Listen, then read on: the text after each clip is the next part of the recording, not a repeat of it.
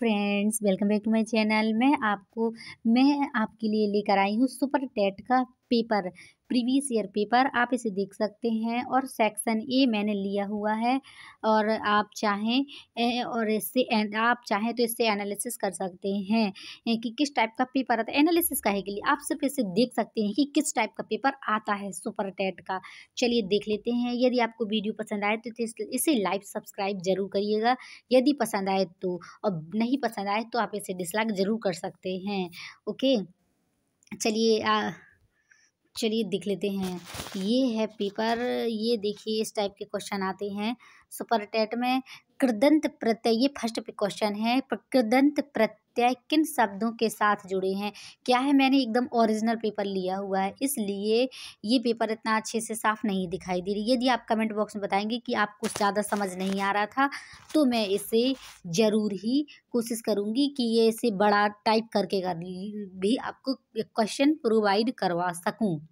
चलिए अभी तो हम फिलहाल में रियल का पेपर देख लेते हैं किस टाइप का है, क्योंकि कुछ इधर उधर हो जाता है ना। तो ये रियल का पेपर है, इससे आपका कुछ भी इधर उधर नहीं होगा। चलिए देख लेते हैं बगैर टाइम वेस्ट किए। सॉरी, मैं बहुत अधिक बोलती हूँ और ज़्यादा बोलने में टाइम वेस्ट चला जाता है मेरा। तो चलिए देख, कृदंत प्रत्यय किन शब्दों के साथ जुड़ते हैं। तो कृदंत प्रत्यय में आज तो मैं आपको पेपर दिखा रही हूँ, इसलिए सीधा सीधा आपको टिक लगवाती जाऊंगी। आप इसे देखते जाइए किस टाइप का पेपर आता है। ओके, हाँ, कृदंत प्रत्यय किन शब्दों के साथ जुड़ते हैं। जो कृदंत प्रत्यय हैं तो ये जुड़ते हैं क्रिया के साथ। किसके साथ जुड़ते हैं? कृदंत प्रत्यय क्रिया के साथ जुड़ते हैं। जो व्याकरण जानता हो वाक्यांश के लिए क्या है तो उसे क्या कहेंगे? वैयाकरण। क्या कहेंगे? वैयाकरण। सरस्वती पत्रिका के संपादक कौन थे? सरस्वती पत्रिका के संपादक थे, सरस्वती पत्रिका के थे महावीर प्रसाद द्विवेदी। कौन थे? महावीर प्रसाद द्विवेदी सरस्वती पत्रिका के संपादक थे। चिदम्बरा का पर ज्ञानपीठ पुरस्कार प्राप्त हुआ, तो उन्हें किसके लिए प्राप्त हुआ? तो ये किसे प्राप्त हुआ? चिदम्बरा पर ज्ञानपीठ पुरस्कार। तो ये प्राप्त किया सुमित्रा नंदन पंत को ज्ञानपीठ पुरस्कार मिला चिदम्बरा का। महान शब्द में तव त्व प्रत्यय जोड़ने से शब्द बनेगा, तो क्या बनेगा? तो ये बनेगा महत्व। क्या बनेगा? ये बन जाएगा महत्व। और महावीर प्रसाद द्विवेदी ने आदिकाल को क्या संज्ञा दी है? तो महावीर प्रसाद द्विवेदी ने आदिकाल को क्या संज्ञा दी है? तो ये आदिकाल क्या है? बीज वपन काल की संज्ञा दी है। ओके, चलिए मैंने ये क्वेश्चन करा दिए हैं। इस साइड हम देखते हैं। हो सकता है आपको ज़्यादा दिखाई ना दे, सॉरी, ये थोड़ा सा लाइट चली गई थी। ओहो, लाइट ऑफ कर देते हैं। मेरा पर्पज सिर्फ को पेपर दिखाना, आप इसे देखिए। ओके, सॉरी, थोड़ा सा डिस्टर्ब हो जाता है। हिंदी शब्द किस भाषा से लिया गया है? तो ये हिंदी शब्द किस भाषा से लिया गया है? तो हिंदी शब्द लिया गया है फारसी से। हिंदी शब्द किस भाषा से लिया गया है? ये तो बड़ा अजीब क्वेश्चन है। फारसी से लिया गया है। और मतलब उत्पन्न हुई है जैसे धीरे धीरे धीरे करके, लेकिन शब्द जो हिंदी शब्द है, ये शब्द की बात करें तो ये फारसी से लिया गया है। निम्नलिखित में तत्सम शब्द है, तो ये तत्सम क्या है? तत्सम शब्द है ग्रह। ग्रह क्या है? तत्सम शब्द है। ये आप देख सकते हैं, ये गद्यांश है, तो ये गद्यांश है। हमने जीवन का अभिन्न अंग किसे माना है? तो हमने जीवन का अभिन्न अंग माना है पाखंड और दिखावे को। और चलिए ये देखते हैं, छलने की कला का हम किस प्रकार उपयोग कर सकते हैं। तो ये भैया छलने की कला का भाई हम तो ये खुलकर उपयोग कर सकते हैं, करते हैं, सॉरी, कर सकते हैं नहीं, करते हैं। यहाँ देख ना, छलने की खुलकर उपयोग करते हैं, ये दिया हुआ है, तो इसी तरह खुलकर उपयोग करते हैं। चलिए नेक्स्ट देख लेते हैं। ये हमने 7 से 10 क्वेश्चन कर ली। अब चलिए नेक्स्ट देख लेते हैं। सॉरी, अब देखिए, हाँ, तो क्या है? उषा बीती विभावरी जागरी, अंबर पनघट में डुबो रही, तारा घट नागरी। उषा नागरी में उपयुक्त पंक्ति में कौन सा अलंकार है? तो ये है रूपक। क्यों रूपक अलंकार है? इसलिए रूपक अलंकार है। इसके ऊपर क्या है, इसकी ट्रिक में बता देती हूँ। यदि जब भी बीच में डैश लगा हो तो समझ जाइए कि रूपक अलंकार है। जब भी यदि बीच में के, यहाँ देखना डैश लगा है, ये तारा घट पर, और ये उषा नागरी मतलब जीवन जिसमें बीच में डैश लगा तो ये बगैर सोचे समझे अपन को हमें समझ जाना है कि रूपक अलंकार है। यद्यपि सुजाति सुलक्षणी सुवरन सरस सुब्रत भूषण बिनु न विराजई कविता बनिता मित में अलंकार को परिभाषित करने वाली उपयुक्त पंक्तियां किस कवि की हैं? तो ये हैं किसकी हैं? तो ये पंक्तियां हैं केशवदास की। किसकी हैं? केशवदास की हैं। यद्यपि सुजाति सुलक्षणी सुवर्ण सरस सुब्रत भूषण विराजई कविता बनिता मित, तो ये केशवदास की पंक्तियां हैं। और निम्नलिखित में से कौन सा शब्द सरस्वती का पर्याय नहीं है? तो ये कौन सा शब्द सरस्वती का नहीं? जाह्नवी क्या है? सरस्वती का पर्याय नहीं है। ये पॉइंट लिखा हुआ है ना, तो ये गलत दिए हैं। इस पे पेपर ही है इसलिए तो वो डबल डबल दिखाया है, लेकिन मैं तो आपको सही बताऊंगी। मैं हम तू तुम आदि शब्द हैं। ये क्या है? ये क्या है? ये पुरुषवाचक है। मैं क्या है? मैं हम तुम तू तुम में शब्द में क्या है? पुरुषवाचक सर्वनाम है। ओके। और जो बीच का बीच आ जाता है। निम्नलिखित में से हाँ, निम्नलिखित महाप्राण व्यंजन कौन से हैं? तो महाप्राण व्यंजन क्या है? महाप्राण व्यंजन इनमें से कौन से हैं? तो ये है महाप्राण में खा छा ठा था फा, तो ये हैं महाप्राण व्यंजन। दूसरे नंबर का ये सही लगा हुआ है ना, तो ये आप देख सकते हैं। ऐसे मतलब ये टिक कर लीजिए है, और ऐसे देखने मैंने हटा दिए तो इसे आप देख भी सकते हैं अच्छे से। ओके।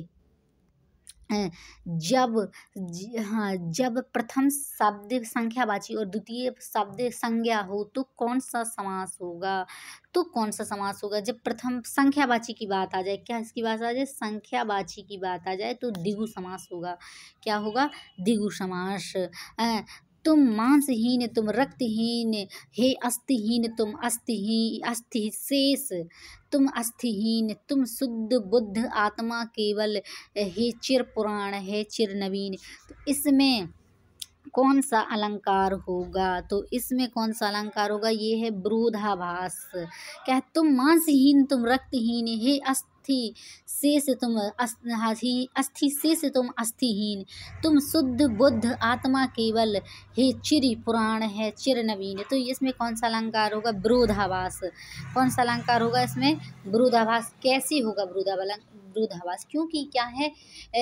विरोध हो रहा है किसमें? आत्मा के लिए। बोले तुम्हारे पास मांस भी नहीं है, तुम्हारे पास रक्त भी नहीं, तो मतलब कुछ ही नहीं है, फिर भी तुम कैसे? मतलब एक तरह से आत्मा हो, बुद्धि जैसे आत्मा रूपी का मतलब विरोधाभास अलंकार है।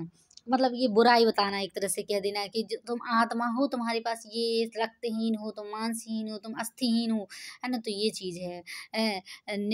हाँ, है तो उसकी प्रशंसा हो रही, लेकिन क्या हो रहा है? विरोध हो रहा है। निम्नलिखित में से कौन सा योजक है? तो ये है योजक तीसरे नंबर में। आप देख सकते हैं ऐसा जो डैश लगा रहता है वो योजक का चिन्ह होता है। बुद्धिमान शब्द किस संवर्ग में है? तो बुद्धिमान। सोचिए बुद्धिमान शब्द किस संवर्ग में है? तो बुद्धिमान है विशेषण। कैसा है? बुद्धिमान है। कैसा है? नीला है, काला है, मतलब एक विशेषता बता देना, तो क्या हो जाता है? विशेषण है। कवि का स्त्रीलिंग क्या है? ये तो वेरी वेरी एकदम रिपीटेड क्वेश्चन है ना। तो ये है कवयित्री। इसमें लोग बड़ा कंफ्यूज होते हैं, लेकिन अपन को कंफ्यूज नहीं होना है। क्यों नहीं होना है? क्यों? जरूरी है कि हम भी कंफ्यूज हों, है ना। तो ये है, तो इसमें कवयित्री तीसरे नंबर में ही है। आप इसे समझ जाइएगा। क्या है? मैं टिक नहीं लगा सकती हूँ। मेरे पास अभी, यदि आप कंटिन्यू सपोर्ट करेंगे तो मैं एक सेटअप भी अपना मतलब एक अच्छे से बोर्ड वोर्ड लेके पढ़ाने लगूंगी। ओके, चलिए ठीक है। आप इसे पेपर को देखिए, वो तो बात की बात है। आप लोग सपोर्ट कब करेंगे और कब मैं ऐसा कर पाऊंगी? अभी का तो कर ही लेते हैं, बात का तो बाद ही देखा जाएगा। चलिए 21 नंबर के क्वेश्चन में हम आ गए हैं और देख लेते हैं बगैर टाइम वेस्ट किए। बहुत बड़ा पेपर होने वाला है। सैले सैले ना माणिक, पहले तो इसे जूम कर ले, नहीं तो दिखेगा ही नहीं, है ना। तो सैले सैले ना माणिक माणिक्यम मौक्तिक एकम ना गजे गजे साधवो ना ही सर्वत्र चंदनम ना बने बने। अस्मिन श्लोके सर्वत्र के ना भवंती में कौन सा अलंकार है? तो इसमें क्या, सॉरी, अस्मिन श्लोके सर्वत्र में के ना भवती, के ना भवती। तो इसमें देख सकते हैं के ना भवती, तो एक तरह से हाँ, तो इसमें है साधवो। देख, साधवो ना ही सर्वत्र चंदन ना बने बने। तो सर्वत्र के ना भवती, सर्वत्र के ना भवती, तो क्या है, साधवो ना ही सर्वत्र, साधवो ही ना सर्वत्र। सूर्योदय पद में समास है। सूर्योदय, सूर्योदय, हाँ कहते हैं सूर्योदय पद में कौन सा समास है? सूर्य का उदय। सूर्योदय में क्या हो जाएगा? सूर्य का उदय। इसमें तत्पुरुष समास हो। नीलो उत्पलम में कर्मधारय समास हो जाएगा। ये तो बहुत अधिक रिपीट बार बार का मतलब एक तरह से रफ क्वेश्चन है जिसे लोग भूलते ही नहीं है, कहते हैं। दास्यति क्रियापद में लकार है। दास्यति में किस लकार है? तो दास्यति में कौन सा लकार है? लट लकार है। कौन सा लकार है? लट लकार है। दास्यति में लट लकार है। उदेति सविता ताम्र एव अस्तव्यासम प्रतो विपत्तो चा महता मेक रूपता सविता की दृश उदेति। 25 का क्या है? पहला ताम्र, ताम्रः, है ना, तो ये है, इसे आप देख सकते हैं। और चलिए, अभी आपको दिखाई तो दे ही रहा होगा, और यदि ना समझ आए तो आप इसे कमेंट बॉक्स में बता सकते हैं कि मुझे ये समझ नहीं आ रहा। आप प्लीज़ आप और अधिक जूम इन करके, जूम आउट कर, मतलब एक तरह से जूम आउट करके दिखाइए पेपर। तो पितृस्वसा का अर्थ है, मुझे लगता है कि वैसे दिखाई देना चाहिए। पितृस्वसा का अर्थ क्या है? पितृस्वसा है बुआ। पितृस्वसा का अर्थ क्या है? बुआ। गम धातु लट लकार मध्यम पुरुष बहुवचन का रूप है। किसका है? गमेस्यथ। तो ये है मध्यम पुरुष के लिए गमेस्यथ। मध्यम पुरुष बहुवचन अगर है ना, देखो जब भी गमेस्यतः, जैसे गमेस्यतः, गमेस्यतः, मतलब एक तरह से जितनी भी विसर्ग वाली बात है तो बीच में ही रहती है, और फिर आते हैं बहुवचन में, ये गमेस्यथ, है ना, गमेश्याम, गमेश्यावा, गमेश्याम, ऐसा कुछ रहेगा, तो ऐसा रहेगा। ओके, महेश्वर सूत्रों की संख्या कितनी है? महेश्वर सूत्रों की संख्या है 14। कितनी है महेश्वर सूत्रों की संख्या? 14। गा पद में विभक्ति वचन है, तो गा पद में विभक्ति वचन है द्वितीया। क्या है? गा, गह पद में विभक्ति वचन क्या है? द्वितीया। क्या है? द्वितीया बहुवचन। हसंती में प्रत्यय है। क्या इसमें? हसंती में प्रत्यय क्या है? हसंती में श्रुत प्रत्यय है। हाँ, हसंती, हसंती में कौन सा प्रत्यय है? श्रुत प्रत्यय है। कौन सा प्रत्यय है? सॉरी, श्रुत प्रत्यय है। लीजिए, हटा दिया मैंने। अब इसे आप देख सकते हैं, और चलिए नेक्स्ट में पहुंचते हैं। अब आ गए हैं इंग्लिश में। इंग्लिश भी 10 नंबर की आनी है ना, तो भाई पढ़ना तो पड़ेगा। बड़ा पेपर है ना, तो चलिए देख लेते हैं। तो इससे पैराग्राफ से है ना, तो ये पैराग्राफ से आप सीधे समझते रहिएगा। Which of the following is most opposite in meaning of the word, meaning of the word deplete as used in the passage. तो क्या है? रीजनरेट, रीजनरेट, हाँ कहता है डिप्लीट मत, डिप्लीट का क्या है? रीजनरेट, मतलब एक तरह से डिलीट कर दिया, तो मतलब एक तरह से उसी से संबंधित है ना, डिलीट से, और जैसे तो ये डिप्लीट है, डिप्लीट से क्या क्या है? अपोजिट बताना है, तो रीजनरेट है इसका। क्या है? रीजनरेट। ओके, पहला नंबर का, according to the author, author ideology in the contest of economics. तो इसमें क्या आएगा? इसमें आएगा हैज़ बियरली, या हाँ, एल्डेड एनी रिजल्ट, एनी रिजल्ट, मतलब एक तरह से ये है, इसका भी क्या है? इसी से, मतलब ये कितना, 31 से 32 तक दोनों में से इसी से है। And according to the author ideology, तो इसे पढ़ेंगे फिर बाद में इससे पता चल जाएगा। तो ये दूसरे नंबर का है। तो ये तो आपको अनसीन पढ़ के ही पता चलेगा, लेकिन मैंने तो बता दिया है। इसी से भी देखना, आइडियोलॉजी ऑफ नेबर, इसे आप अच्छे से पढ़ेंगे ना तो आपको खुद ही मिल जाएगा।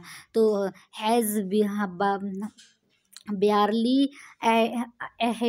held any result, तो fill in the blank with the correct pronoun in the following sentence. Sorry, क्या है कि मैंने बहुत दिन से इंग्लिश पढ़ी नहीं है, तो थोड़ा सा क्या है, मुझे उतना अच्छे से ज़्यादा समझ नहीं आती है, लेकिन फिर भी ऐसा कुछ नहीं है कि मैं पढ़ नहीं पाती हूँ, पढ़ लेती हूँ मैं बहुत अच्छे से इंग्लिश भी। अ, अ, क्या है, इंग्लिश का थोड़ा सा टाइम हो गया है, इसलिए मैं झूठ नहीं बोलती हूँ आप लोगों से, तो रियली बताऊंगी कि बहुत दिन से इंग्लिश मैंने पढ़ा नहीं है और इसलिए मेरा थोड़ा सा हो गया होगा कि कुछ समझ में ना आए। हाँ, तो फिल इन द मिरर तो पर्पज है सिर्फ आपको पेपर दिखाना। आप पेपर देखिए और जहाँ भी जो आपको डाउट समझ में आए तो बता सकते हैं। तो क्या है, fill in the blank with the correct pronoun in the following sentence. One should love country, तो इसका क्या है, वंस, तो इसका क्या है, one should love, one, one के बाद एस कंट्री, तो क्या करना है इसमें, प्रोनाउन, करेक्ट प्रोनाउन, तो प्रोनाउन करेक्ट करना है, तो इसमें ऐसा बन जाएगा, द नंबर ऑफ वोवेल और consonant sounds in English is indicated respectability by. तो ये देखिए 34 का क्या आ जाएगा, ये है 20 और 24 यहाँ। हाँ, तो ये इसमें क्या है, नंबर ऑफ वॉवेल्स कॉन्सोनेंट, तो क्या है, ये बोल रहे हैं वॉवेल्स, वॉवेल्स हाँ हाँ, वॉवेल्स एंड कॉन्सोनेंट यानी साउंड्स इन इंग्लिश है, हाँ, इंडिकेटेड है रिस्पेक्टिबिलिटी। तो इसे आप देख सकते हो कितना है, ये 20 और 24 हैं, कितना है, 20 और 24 है। इसे आप टिक कर लेते हैं, चलिए लो लीजिए, इसे टिक कर लेते हैं जी, 20 और 24 हैं। चलिए अब इसे देख लेते हैं। Identify the direct narration of the given sentence, direct narration of the given sentence, तो क्या करेंगे, तो इसका है अतुल सैड, तो नरेशन में बदलना है, तो Atul said to his friend you can make use of my bike while I am away, तो ये क्या है, इसे हमने बदल दिया है सेंटेंस में, किस बदल दिया है, सेंटेंस में। तो identify the parts of speech of the underlined word in the following sentence. तो 36 का क्या आ जाएगा, ये है फर्स्ट एडवर्ब में। तो यहाँ पे he is intelligent enough to solve this sum, adverb. हाँ, तो इसमें 36 का क्या है, इसमें एडवर्ब आ जाएगा। हाँ, तो पार्ट्स ऑफ स्पीच अंडरलाइन, चलो ठीक है। तो क्या है, एडवर्ब बदला है, तो find out the subject in the following sentence, on the top of the hill lives a hermit. तो इसका क्या रहेगा, 37 का, इसका रहेगा ए हर्मिट, ये hermit. In the following sentence change the verb to the past sentence, to the past tense, sorry to the past tense में आ जाएगा इसका हिड, है ना, तो पास्ट हाइट्स का हिड आ जाएगा, हिड क्या आ जाएगा, हिड, ये देखिए। ओके, अब आता है आइडेंटिटी। हाँ, कहते हैं identify the type of the sentence given below. तो इसका क्या आ जाएगा, चौथा exclamatory which of the following sentence is correct. तो ये है चौथे का, क्या आ जाएगा, ये है चौथे का एन फायर, क्या आ जाएगा जी, है an fire was loaded against him। Okay, चलिए अब नेक्स्ट देख लेते हैं। तो अब हमारा ये इंग्लिश का पोर्शन समाप्त हुआ। कितने नंबर की आती है, एक, हाँ कहते हैं 1 से 10 नंबर की आती है। चलिए ख़त्म। मतलब इंग्लिश को वैसे भी सबसे इंग्लिश तो बनती नहीं है, बनती भी है तो मतलब एक तरह से लेते नहीं है मेन टॉपिक के रूप में, है ना। तो चलिए देख लेते हैं, हमने भी नहीं ली हुई है, हमें तो पेपर देखने से मतलब है। भारतीय राष्ट्रीय कांग्रेस के प्रथम मुस्लिम अध्यक्ष थे? भारतीय राष्ट्रीय कांग्रेस के प्रथम मुस्लिम अध्यक्ष कौन थे? तो ये थे बदरुद्दीन तैयब जी। साइमन कमीशन के विरुद्ध प्रदर्शन में लाठीचार्ज से लगी चोटों से किस नेता की मृत्यु हुई थी? ए 42। तो किसकी नेता की? लाला लाजपत राय की मृत्यु हुई थी। और कहते हैं लोकसभा द्वारा पारित धन विधेयक को राज्यसभा विचार विमर्श के लिए अधिकतम कितने दिनों तक रख सकती है? तो ये रख सकती है 14 दिन तक। कितने दिन तक? 14 दिन तक। प्रायद्वीप भारत का सबसे दक्षिणी बिंदु कन्याकुमारी स्थित है। कहाँ पे स्थित है? ये है भूमध्य रेखा के उत्तर में, है ना। तो ये कहाँ पे स्थित है? भूमध्य रेखा के उत्तर में। निम्नलिखित समुद्री धाराओं में से कौन सी अटलांटिक महासागर की धारा नहीं है? तो कौन सी नहीं है? अगुलहास समुद्री धाराओं में से अटलांटिक महासागर की धारा नहीं है। लेब्राडोर, फ्लोरिडा, कनारी, ये सभी क्या है? अटलांटिक महासागर की धारा है, लेकिन नहीं कौन सी है? अगुलहास धारा नहीं है। नाथुला दर्रा भारत के किस राज्य में स्थित है? तो नाथुला दर्रा भारत के किस राज्य में स्थित है? ये है सिक्किम राज्य में। कहाँ पे? सिक्किम राज्य में नाथुला दर्रा स्थित है। भारत में गरीबी का आकलन किस आधार पर किया जाता है? तो भारत में गरीबी का आकलन किया जाता है परिवार का उपभोग और व्यय, परिवार का उपभोग व्यय में किया जाता है। ओके, चलिए नेक्स्ट देख लेते हैं। अब हमने इतना देख लिया है, सॉरी, जल्दी निकल जाओ। 47 कितने तक देख लिया हमने? इंग्लिश के बाद ये देख लिया हमने 47। अब देखिए नेक्स्ट आ गए।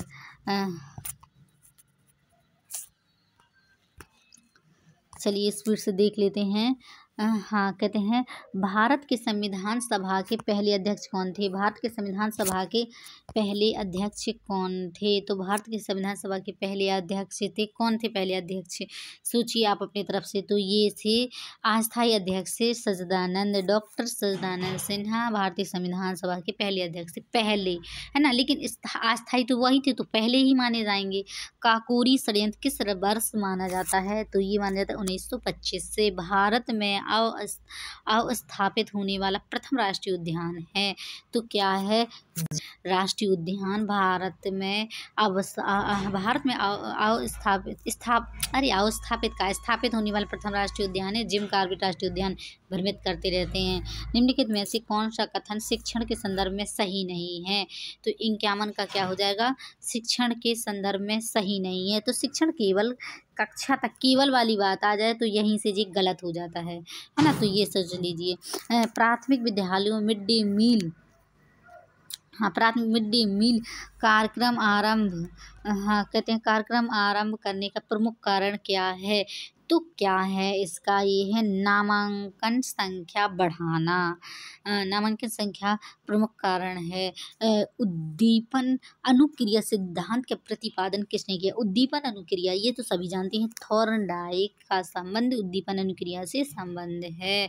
किसका? थॉर्नडाइक का। पढ़ने और लिखने की अक्षमता, पढ़ने से मतलब डिसलेक्सिया, क्या है? डिसलेक्सिया, पढ़ने वाली बात हो जाए तो सबसे पहला डिसलेक्सिया मार दो, खत्म।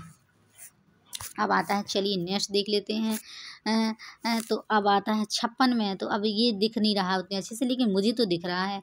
हो सकता है आप लोगों को थोड़ा डाउट जाए, लेकिन पेपर है थोड़ा, पेपर तो कहाँ कितना साफ आएगा, है ना। तो मैं बोल तो रही हूँ। किसने कहा नवाचार एक ऐसा विचार है जिसमें व्यक्ति नवीनता का अनुभव करता है? तो व्यक्ति नवीनता का अनुभव करता है, किसने कहा था? E.M. रोजर्स ने कहा था कि नवाचार एक ऐसा विचार है जिसमें व्यक्ति नवीनता का अनुभव करता है। भारतीय शिक्षा के इतिहास में सर्वप्रथम किस समिति ने अपव्यय और अवरोधन पर विचार किया? तो किसने किया था? ये किया था हार्ड्रोग समिति ने। परम शून्य स्थित होती है। परम शून्य स्थित कैसे होती है? अनुपातिक स्केल में। किस में होती है? अनुपातिक स्केल। पाठ प्रस्तावना कौशल का मुख्य संगठक क्या है? पाठ, तो ये है पूर्व ज्ञान। पाठ प्रस्तावना कौशल का मुख्य संगठक क्या है? पूर्व ज्ञान। ओके। NCERT द्वारा राष्ट्रीय पाठचर्या की रूपरेखा कब प्रस्तुत की गई? तो कब प्रस्तुत की गई? ये की गई 2005 में। कब प्रस्तुत की गई? 2005। शैक्षिक प्रशासन उपयुक्त विद्यार्थियों को हाँ, उपयुक्त शिक्षकों द्वारा समुचित शिक्षा प्राप्त करने योग्य बनाता है, जिससे वे उपलब्ध अधिक साधनों का उपयोग करके अपने शिक्षण से सर्वोत्तम को प्राप्त करने में समर्थ हो सकें। ये बहुत बड़ी परिभाषा है। यह परिभाषा दी किसने दी? ये परिभाषा तो ये परिभाषा दी बेलफेयर ग्राहम द्वारा। तो यार जी इतनी बड़ी परिभाषा देंगे तो स्टूडेंट का क्या होगा, उन्हें आधा टाइम तो उनका पढ़ने में ही निकल जाएगा। भारतीय पुनर्वास परिषद की स्थापना किस उद्देश्य के लिए हुई? भारतीय पुनर्वास परिषद की स्थापना हुई किसके लिए हुई थी? तो ये पुनर्वास की मतलब दिव्यांगजन, किसके लिए? दिव्यांगजन की शिक्षा। पुनर्वास वाली बात आ जाए तो समझ जाइए दिव्यांगजन की बात हो रही है। ओके, चलिए नेक्स्ट निकालते हैं, देखते हैं। अब आता है 61 हमारा हो गया विकासात्मक। हाँ, कहते हैं विकासात्मक दिशा का नियम। हाँ, विकासात्मक कम दिखाई दे रहा है क्या आप लोगों को? आप लोग कमेंट बॉक्स में बता दिया करिए तो थोड़ा सा और अच्छा लगे। विकासात्मक दिशा का नियम सम्मिलित है। तो विकासात्मक दिशा का नियम किस में है? ये दोनों में है। किस में है? दोनों में है। मतलब मस्तिष्क का बहुमुखी और निकट से दूर का नियम, ये दोनों में है। मार्गरेट, हाँ, कहते हैं मार्गरेट मीड के अनुसार व्यक्तिगत भिन्नताओं के लिए सर्वाधिक महत्वपूर्ण कारक है। तो ये सर्वाधिक महत्वपूर्ण कारक क्या है? तो ये है मार्गरेट के लिए क्या है? ये है सांस्कृतिक कार्यक्रम। क्या है? सांस्कृतिक कार्यक्रम, मतलब यह नहीं, सॉरी, सजातीय। मार्गरेट मीड के अनुसार व्यक्तिगत भिन्नताओं के सर्वाधिक महत्वपूर्ण कारक है सजातीय। क्या है? सजातीय महत्वपूर्ण कारक है। ब्रेल लिपि के जनक कौन थे? ये तो सभी को मालूम है। क्या है? ब्रेल लिपि के जनक थे लुईस ब्रेल। और प्राचीन अनुबंधन का सिद्धांत है। अनुबंधन वाली बात है तो स्किनर को छोड़ना नहीं। अनुबंधन का सिद्धांत किसका है? अनुबंधन, शास्त्रीय अनुबंधन, प्राचीन अनुबंधन का सिद्धांत किसने दिया? अच्छा सॉरी, पावलाव ने दिया। कुछ क्वेश्चन मैं ही गलत बोले दे रही हूँ। प्राचीन अनुबंधन की बात हो रही ना, तो ये क्या है? ये है पावलाव ने दिया। हेरिडिटी जीनियस नामक पुस्तक किसके द्वारा लिखी गई? हेरिडिटी जीनियस पुस्तक, सोचें तो ये लिखी गई किसके? गाल्टन के द्वारा। हेरिडिटी जीनियस पुस्तक किसके द्वारा? गाल्टन। ये क्वेश्चन मुझे लगता है इस बार भी रिपीट हुआ है। निम्नलिखित में से कौन सा कारक बालक के विकास को प्रभावित करता है? तो कौन सा कारक? तो अंतःस्रावी ग्रंथियां, पौष्टिक भोजन, रोग और चोट, ये सभी बालक के विकास को प्रभावित करते हैं। क्या करते हैं? ये सभी प्रभावित करते हैं। ओके, चलिए अब नेक्स्ट में पहुंच जाते हैं। 68 कहते हैं गैने के अधिगम सोपान का सही क्रम है। तो क्या है गैने के अधिगम सोपान का? देखिए, गैने के अधिगम सोपान का सही क्रम है तो ये है तीसरा, संप्रत्यय अधिगम, नियम अधिगम, समस्या समाधान अधिगम। संप्रत्यय, फिर नियम और फिर समस्या समाधान, ये गैने का प्रथम अधिगम का सोपान है। जो मतलब सृजनात्मक समस्या समाधान की वह अवस्था जिसमें व्यक्ति समस्या पर ध्यान नहीं देता। व्यक्ति क्या करता है? समस्या उद्भवन से संबंधित है। राष्ट्रीय अस्थि विकलांग संस्थान स्थित है। तो ये किससे है? कोलकाता। खाने का नमक किससे बनता है? खाने का नमक किससे बनता है? ओ माय गॉड, तो ये बनता है मजबूत अम्ल और मजबूत क्षार से। खाने का नमक बनता है मजबूत अम्ल और मजबूत क्षार से बनता है। और कहता है यदि किसी पिंड की गतिज ऊर्जा अपने प्रारंभिक मान का 4 गुना हो जाए तब क्या नया संवेग होगा? तो क्या होगा? ये प्रारंभिक मान का दुगना होगा। क्या होगा? प्रारंभिक मान का दुगना। ओके, चलिए नेक्स्ट चलते हैं। लीजिए, अब आपको दिखाई तो कम से कम देना ही चाहिए। ऐसा डाउट नहीं होना चाहिए कि दिखाई। 1 माइक्रोन म्यू होता है। 1 micron mu, oh my God, तो ये होता है 10 की घाते 6, 10 की घाते -6 है ना। तो 1 माइक्रोन म्यू, हाँ सॉरी, हाँ बिल्कुल राइट, 1 माइक्रोन म्यू क्या होता है? 10 की घाते -6। अब आता है वातावरण का वह संबंध जिसमें ओजोन परत उपस्थित रहती है उसे कहा जाता है। वातावरण का वह क्षेत्र जिसमें ओजोन परत स्थित रहती है तो ये कहलाता है, क्या कहलाता है, ये स्ट्रेटो तो हाँ सही बात है, स्ट्रेटोस्फियर। एक्स हाँ स्ट्रेटोस्फियर कहलाता है, क्या कहलाता है, स्ट्रेटोस्फियर कहलाता है, जिसमें ओजोन परत उपस्थित रहती है। श्वास हाँ कहते हैं श्वास छिद्र का उपयोग श्वास के द्वारा किया जाता है। यह किस में किया जाता है, श्वास छिद्र का उपयोग, तो ये किया जाता है तिलचट्टा में। किसके द्वारा, तिलचट्टा में किया जाता है। श्वास छिद्र का उपयोग किस में किया जाता है, तिलचट्टा में किया जाता है। हो सकता है आप लोगों को कम दिखाई दे रहा हो, रुक जाइए, मैं अब पेपर ज़्यादा दिखाई देगा, जाने कितना थोड़ा सा गलती हो गई थी। वातावरण का वह क्षेत्र जिसमें ओजोन परत उपस्थित रहती है, वातावरण का वह क्षेत्र जिसमें ओजोन परत उपस्थित रहती है, तो ये क्या कहलाता है, स्ट्रेटोस्फियर। क्या कहलाता है, स्ट्रेटोस्फियर कहलाता है। चलिए अब स्पीड से क्विक स्पीड से कर लेंगे हम।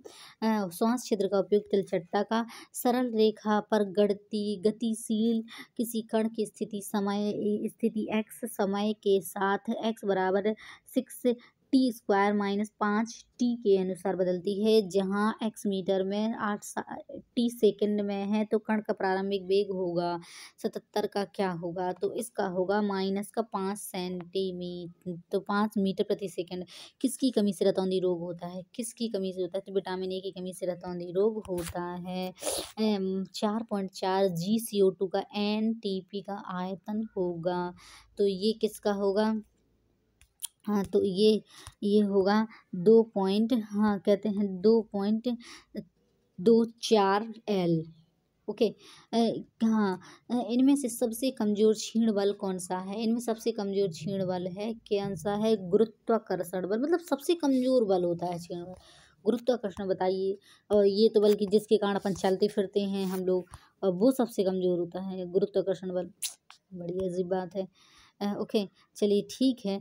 बी के किस मान के लिए अस्मिका B² + 8B और फिर 9B + 14 सत्य है, तो इसका क्या हो जाएगा, इसका हो जाएगा तीसरा। देखिए मैं मैथ नहीं जानती, इसलिए मैं सीधा सीधा आपको बता रही हूँ, मेरा पर्पज सिर्फ तीसरा नहीं है, सॉरी ये है पहला।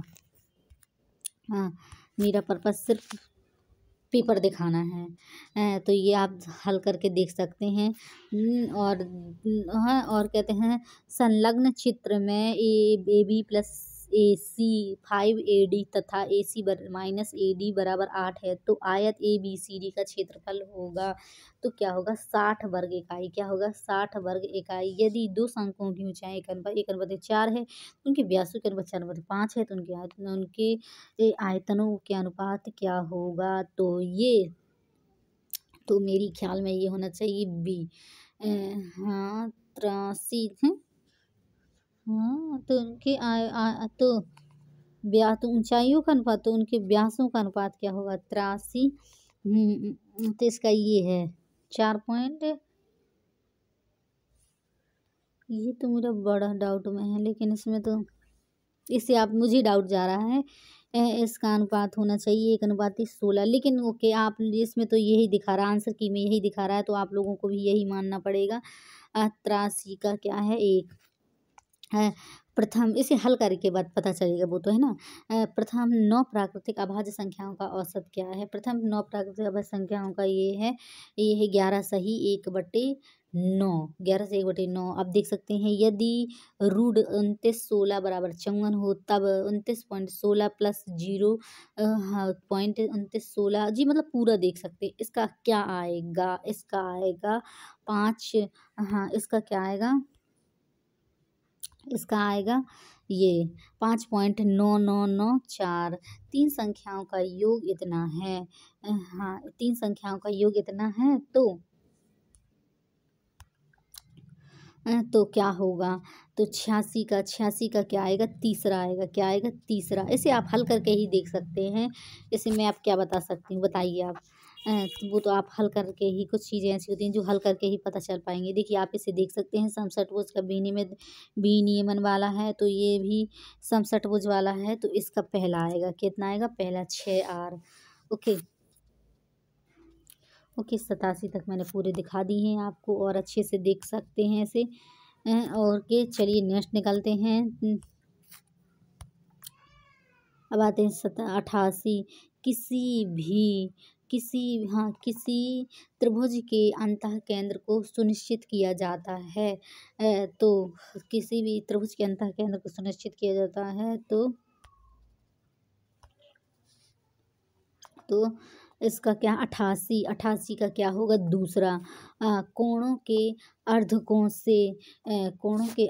से किसके यहाँ अंतः केंद्र को सुनिश्चित किया जाता है, कोणों के अर्धकोण से सुनिश्चित किया जाता है। 89 का देखिए 89 का है तीसरा।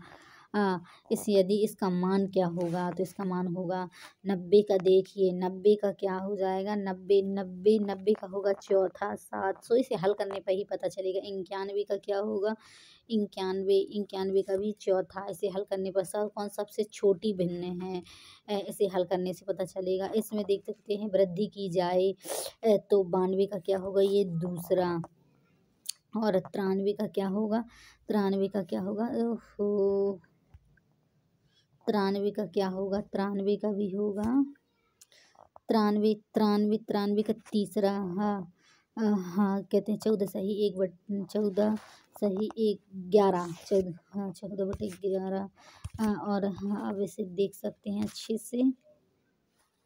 हाँ तो ये एक धन से तो ये गुनी वाला तो इसमें 45 आ जाएगा। ये तो बहुत रफ क्वेश्चन है और बहुत बार रिपीटेड, हर कोई एग्जाम में रिपीट होता है। 94 का तीसरा आ जाएगा। तीसरा कौन सा तीसरा, और ये है 98 का क्या है दूसरा। 98 का दूसरा आप देख सकते हैं। इसे हल करेंगे तो अपने आप ही आपका निकल कर आ जाएगा। लीजिए आप देख सकते हैं। हाँ तो ये बराबर है, मतलब ये पूरा आप हल करने से आपका आ जाएगा। बहुत अच्छे से देखना चाहें तो इसे अच्छे से देख सकते हैं। ये आ जाएगा आपका दूसरा। ओके चलिए नेक्स्ट चलते हैं 96 में। 96 में क्या है, 96 में क्या है, इसका गुणनखंड क्या आएगा 96 का, कोई इसका आएगा तीसरा। x + y - 3z x - y + 3z। तो इसका गुणनखंड आएगा प्लस माइनस, मतलब एक तरह से कहते हैं जोड़ने, देख 3 3 6 जोड़ने में आए, गुणा करने में 3 3 9 आ जाएगा। बस इतना ही तो आता है। इसमें दिमाग लगाया जाता है इस टाइप के क्वेश्चनों में। 96 नंबर में जो है 97 में आएगा दूसरा। और समलंब चतुर्भुज के समांतर भुजाओं की लंबाई वाला है। और 98 का क्या आ जाएगा दूसरा। और 99 का भी दूसरा। 3 माध्य का बराबर बहुलक + 2 माध्य। और अब आता है 100 नंबर का क्या है चौथा। 100 का कितना आ जाएगा, 100 नंबर का आ जाएगा चौथा।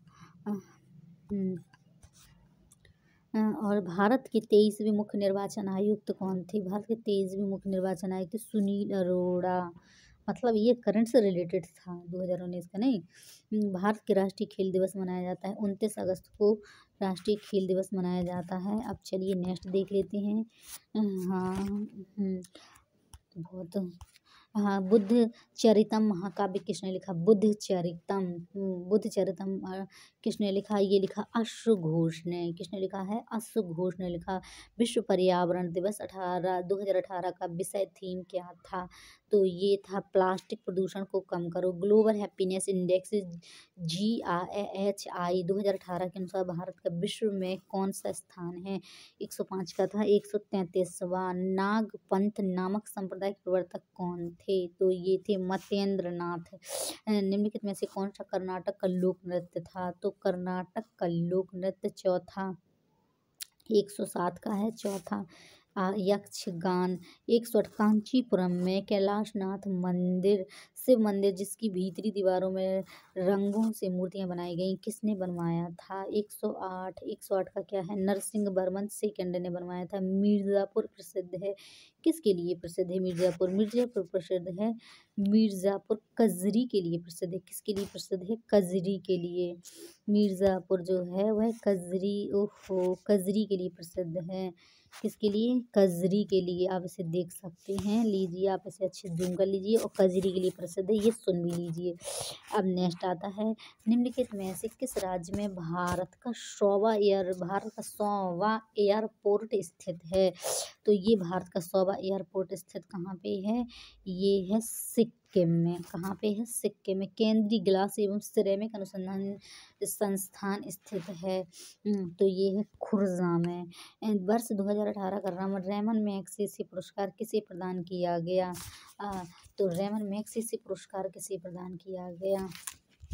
तो ये प्रदान किया गया क्या भरत वाटवानी को। किसको? भरत वाटवानी को। उत्तर प्रदेश हिंदी संस्थान द्वारा 2017 का भारत भारती पुरस्कार किसे प्रदान किया गया? तो ये प्रदान किया डॉक्टर रमेश चंद्र शाह को। निम्नलिखित में से किस क्षेत्र में नोबेल पुरस्कार 2018 की घोषणा नहीं की गई? ओहो, तो किस में नहीं की गई थी? तो ये साहित्य के क्षेत्र में नहीं की गई थी। और हाँ, यूएस ओपन टेनिस टूर्नामेंट 2018 महिला एकल की विजेता कौन थी? तो ये 14 का क्या है? दूसरा, सिमोना हालेप। कौन सा है? Simona Halep. हाँ, 115 का है।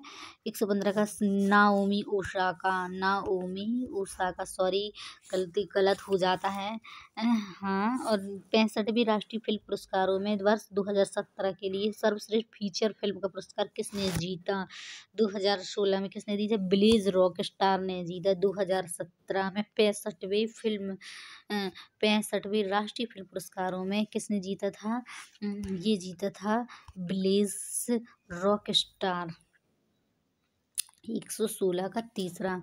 ओके, अब चलिए नेक्स्ट जाते हैं। हाँ, कहते हैं दिसंबर 2018 में जलवायु परिवर्तन पर अंतर्राष्ट्रीय सम्मेलन कहाँ आयोजित किया गया? तो ये कहाँ किया गया था? तो ये किया गया था कटोविस, पोलैंड। कटोविस, पोलैंड में। निम्नलिखित देशों में से किसमें प्रधानमंत्री नरेंद्र मोदी ने 11 मई 2018 को रामायण सर्किट की शुरुआत की थी? तो ये कहाँ की थी? 2018 118 का क्या है? नेपाल में की थी। अब भारत का शेक्सपियर किसे कहा जाता है? भारत का शेक्सपियर ये कहा जाता है कालिदास को। कुंभ मेले को यूनेस्को की अमूर्त सांस्कृतिक धरोहर सूची में कब शामिल किया गया? तो ये किया गया 2017 में। अच्छा, हाँ, कथकली किस राज्य का लोकनृत्य है? कथकली किस राज्य का है? तो ये है केरल का। सौरभ चौधरी का संबंध किससे है? तो ये है निशानेबाजी से। किससे है? सौरभ चौधरी का संबंध निशानेबाजी। स्टैच्यू ऑफ यूनिटी की ऊंचाई कितनी है? जी बहुत अधिक फेमस पहले क्वेश्चन बना था, क्योंकि बहुत है ना, तो ये बना था। तो इसका कितनी स्टैच्यू ऑफ यूनिटी की ऊंचाई कितनी थी? तो ये थी चौथे नंबर का। देखने अभी आएगा, दिख ही नहीं रहा था। तो 182 मीटर। कितना था? 182 मीटर इसकी ऊंचाई थी। कितनी थी? 182 मीटर। ओके, चलिए अब नेक्स्ट चलते हैं। भारत की पहली इंजन रहित रेलगाड़ी तैयार हुई, इसका नाम क्या था?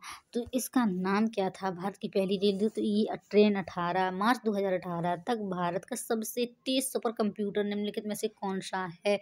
125 का क्या है? प्रत्यूष। 90 में ऑस्कर 2018 की सर्वश्रेष्ठ फिल्म कौन सी थी? तो ये है द शेप ऑफ वाटर। मानव विकास सूचकांक 2018 में भारत का स्थान है, तो ये क्या है? 130वां। द एक्सीडेंटल प्राइम मिनिस्टर और पुस्तक के लेखक कौन हैं? तो ये हैं संजय बारू। एग्जाम वॉरियर्स पुस्तक के लेखक द्वारा लिखी गई है। तो एग्जाम वॉरियर्स क्या है? किसके द्वारा लिखी गई? 128 का क्या है? संजय बारू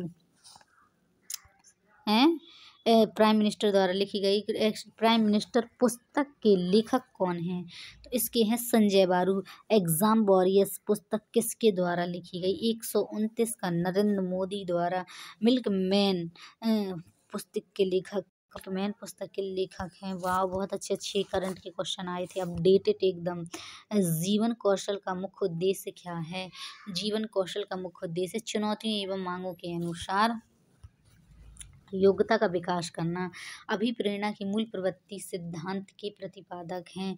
मूल प्रवृत्ति वाली आए तो मैकडूगल ना आए तो ऐसा तो होना नहीं चाहिए। वैसे 132 का तीसरा, सहानुभूति कौशल में व्यक्ति हैं तो ये दूसरों की परेशानियों को समझता है। पुरस्कार किस प्रकार की अभिप्रेरणा है? पुरस्कार क्या है? धनात्मक और ऋणात्मक दोनों से संबंध होना चाहिए, है ना। तो ये 134 का क्या आ जाएगा? पहला धनात्मक और प्रत्यक्ष, मतलब जो सामने दिया जाता है भौतिक के रूप में, है ना। शिक्षा का अधिकार अधिनियम RT एक्ट किस वर्ष प्रभावी हुआ? किस वर्ष से प्रभावी हुई? तो 2010 से प्रभावी हुआ। मृत्यु वह है जो मानव इच्छाओं की तुष्टि मूल्य वह है जो मानव इच्छाओं की तुष्टि करे। यह विचार किसने दिया? तो यह विचार दिया अर्बन द्वारा। किसके द्वारा दिया गया ये विचार? ये दिया गया अर्बन द्वारा। अर्बन द्वारा वह मूल्य वह है जो मानव इच्छाओं की तुष्टि करे। ओके, चलिए नेक्स्ट। हाँ ने जी है, एक क्वेश्चन और रह गया है। कौन सा है? कौन सा एक सामाजिक प्रेरक है? तो सामाजिक प्रेरक भूख, प्यास, प्रेम, ये सब तो क्या है? बचपन वाले हैं। लेकिन सामाजिक प्रेरक क्या है? आत्मगौरव। क्या है? आत्मगौरव सामाजिक प्रेरक है। क्या है? आत्मगौरव। अब चलिए नेक्स्ट देख लेते हैं। और चलिए अब हम स्पीड से अपनी अलग ढंग से कार्य करने तथा नए तरीकों का इस्तेमाल करने की योग्यता कहलाती है। 138 का क्या है? पहला, सृजनात्मकता।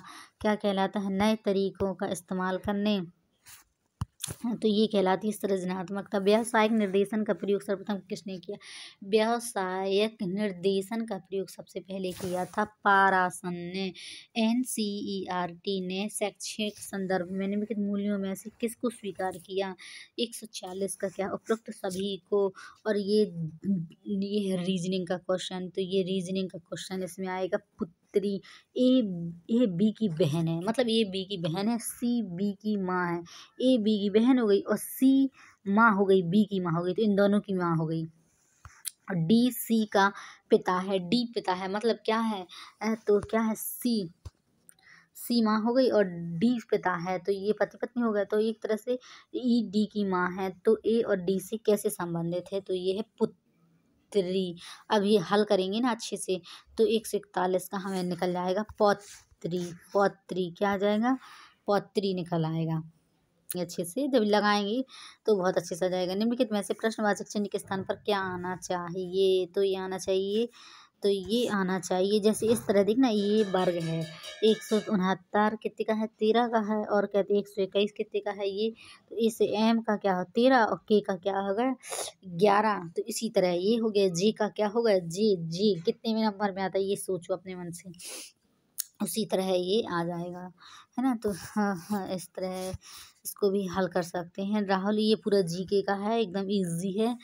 143 का तीसरा आ जाएगा। इसे हल करेंगे तो आपका आंसर आ जाएगा। चलिए नेक्स्ट देख लेते हैं। अब देख सकते हैं किसी सांकेतिक भाषा में इतना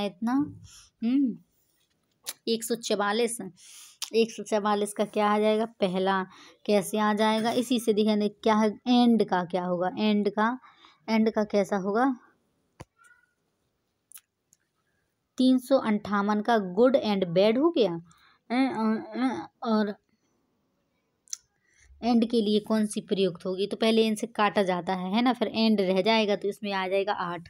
कैसे? 5 से 5 कट गया और 3 भी दिख रहा होगा, तो 3 से 3 कट गया, अब बचा 8। 8 नहीं कटेगा कहीं से, सीधे सी बात है, आ जाएगा 8।